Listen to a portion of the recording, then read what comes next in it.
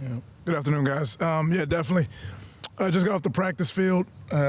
Quality day of work, and just proud of the attitude and the effort of the boys in the locker room, and finding a way to just consistently put together some back-to-back days and stacking some quality days together. And you just see a lot of growth, a lot of maturity, a lot of guys coming to life, and in their own individual sections and units. And we have a really big challenge in front of us, protecting our home field against Bowling Green at 12 this Saturday, and certainly have a great amount of respect for them and their program. And we know that we have to be our best when our best is needed. And we're going to prepare ourselves, get our guys ready to go, and continue to put these days together to see if we can't put ourselves in a great position to be successful. Coach, coming off that big win this last week, and then Ohio's comeback victory, what would you say is the state of your program right now? Yeah, I think you look at the maturation of the season, and you look at the locker room, and I think the words that come to mind are just the connection that stayed strong through adversity, and there's a lot of confidence that's been built through demonstrated ability, through preparation. We have a very humble locker room because we really understand that winning is hard, and losing is hard as well. And what we tell our team is we have to choose our hard every single day. You really have to choose the hard that you're going to be a part of every single day, and everything that goes along with the preparation involved, and what you have to do to put yourself in a position to be successful. I think just kind of creates that humility and that hunger and desire. We talk to our team about having a growth mindset every single day, and I just think the attitude and effort is strong.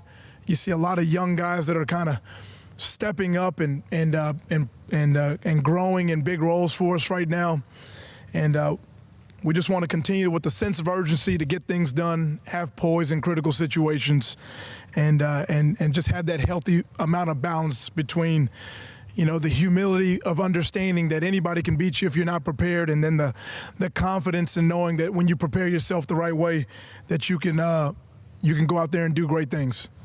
Last game now, your defense gets 11 sacks. That's a program record. How much pride do you take in your defense being able to create that kind of pattern? Yeah, just pride in the growth. You look over the last 9 quarters of what our defense really has done, and I think we've given up about 15 points in the last 9 quarters. You look at from that first quarter of Ohio, the last 3 quarters, on to the 4 quarters that we just played against Akron. We certainly have a lot of work to do. There's some plays that were made that we got to get cleaned up, and some mistakes that occurred. But you just see guys growing and maturing, and a guy like, people point to like Kyler Lang that had the 3.5 sacks that broke a school record. But it's also the guys on the back end that were covering their butt off. There's a consistent pressure and a steady pass rush all day. Even the times where we didn't get home, we felt like we got them off the spot and just made the quarterback uncomfortable throughout the entire game. So. We know we got a lot of work to do, but we're proud of the direction that we're headed right now.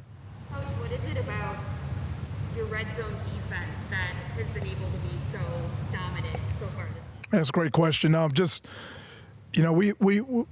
We practice those situations. I mean, we spend a lot of time in the red zone throughout the week. I mean, a ton of time in preparation, just what to anticipate, what to expect, what do we have to stop. There's certain principles that we carry with us every single week that we know, and our defensive kids know that these things can't happen in the red zone. And the nature of defense is there's not one call designed to take away everything, but we know in certain calls we have to take away certain things. And our guys have been executing at a high level of understanding this call, knowing and respecting the situation and what to take away, and guys just playing with great effort and being able to make plays. Do you kind of see like that switch kind of flip a little bit in some of your players when you get down in the red zone? Like, hey, there's that mentality. Yeah, it goes back to that attitude and effort. You definitely do see it. I mean, you see guys, they talk to each other. Hey, we're not going to let them in. We're not going to let them in. And I think at the end of the day, when you're playing defensive football, the goal is to, number one, stop the opposing team from scoring. Number two, you're trying to take the ball away as much as possible, and number three, you're trying to, win all critical situations. So the red zone's the area that we spend a ton of time with. Our guys have embraced it. They feel very comfortable of knowing what they have to do and to execute in those situations, and you're seeing it come to life really on a weekly basis for us. Going back to the defensive line, Kyler Lang have sacks. How impressive will that performance kind of springboard? How will the 11-sack performance springboard the defensive line? It's really took a shovel in the last few weeks to Taylor Wiggins out. Yeah, I mean, when you talk about like the development of your program and the development of every single person in the room, we coach everything. We coach how we come on the field. We coach where we place our helmets. We coach the stretch. We coach from the minute they walk out of that locker room. We're constantly coaching and teaching and connecting with our young men. And we know, one thing I learned from Mike McCarthy in Dallas was, the amount of depth that you need to have to make a championship season type run. I mean, he had lengthy stories about, the amount of players they use with the Packers to win a Super Bowl. And I think you make a mistake in coaching if you just think that you're going to put all your energy into one guy and that guy's going to, we coach everyone.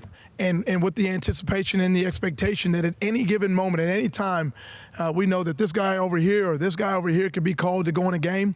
And we want to have sustained success that, ultimately that the depth is at a place to where no matter who we put on the field, the culture and the expectation is strong enough to know that there's not going to be a drop-off. So Kyler Lang and CJ and just tons of guys, or Deshaun Folsom are really taking hold of that. Eric Black and just guys that when they're getting their opportunity and when they're going on the football field, not only are you not just seeing a drop-off, you're seeing guys really rise to the occasion of the amount of time that they have on the football field.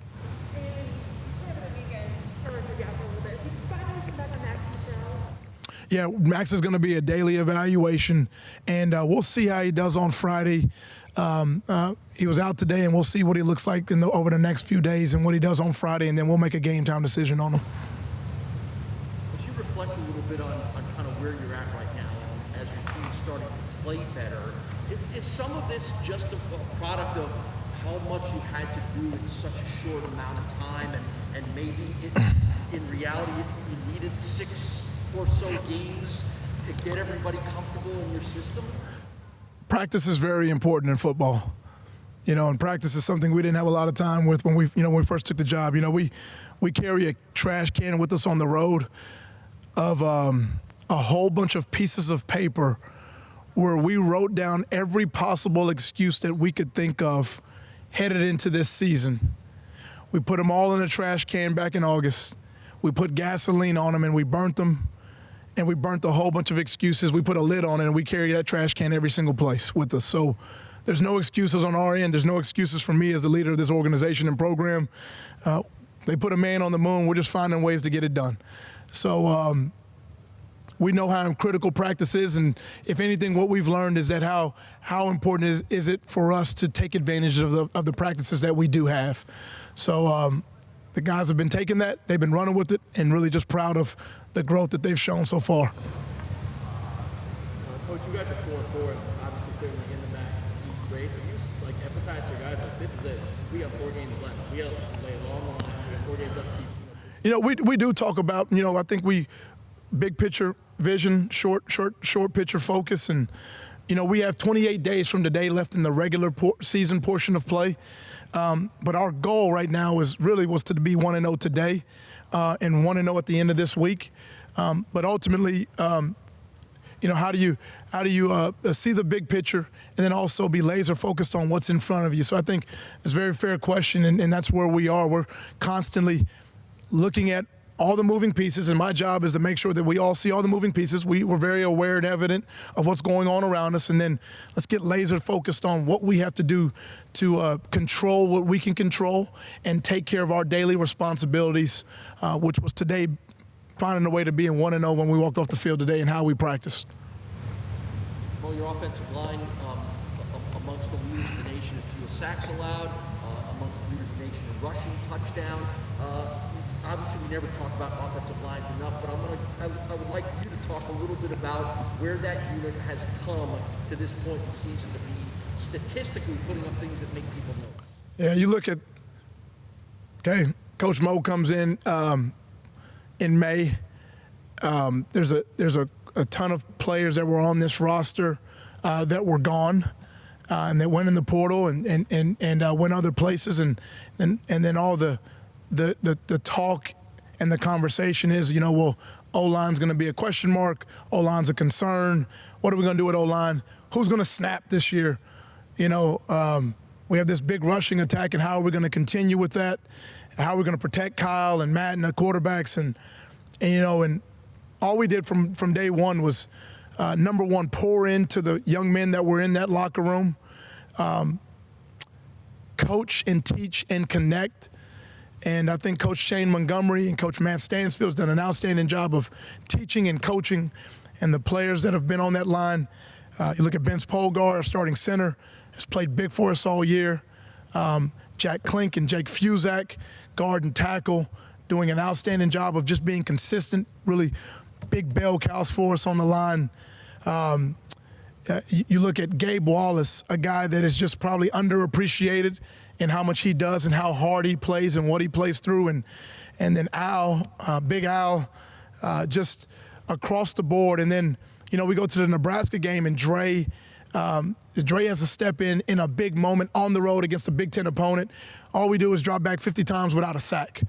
And you just look at the collection of those guys and what they've done in totality. It's just really been it's been a testament, I believe, to our culture, our coaching, and the outstanding play of those guys up front. The way they're protecting right now, leading the nation, one of the late nation leaders in the fewest amount of sacks that have been given up, and then nation leaders in rushing touchdowns. And there's a lot of confidence and cohesion that's been built, and we feel like we're just scratching the surface with what we can ultimately do. Yeah, Kevin practiced today. He'll be ready to go. Bowling Green has one of the bigger upsets of the season. Definitely. The win over Minnesota. They've struggled since then, but does a win like that, as it Yes. people's attention in the public, does it get your team's attention? Has our utmost respect and attention. I know, you know, PJ and I work together. I know Coach Fleck, and Minnesota has a really, really good football team. And to be able to go on the road and win that game, that's all you need to know. If you don't understand anything about Bowling Green, they went on the road. They beat a Big Ten opponent that's gonna challenge for the West Division in the Big Ten. So we know Bowling Green can play. Our team respects them, and we know our best is going to be needed at 12 o'clock on Saturday.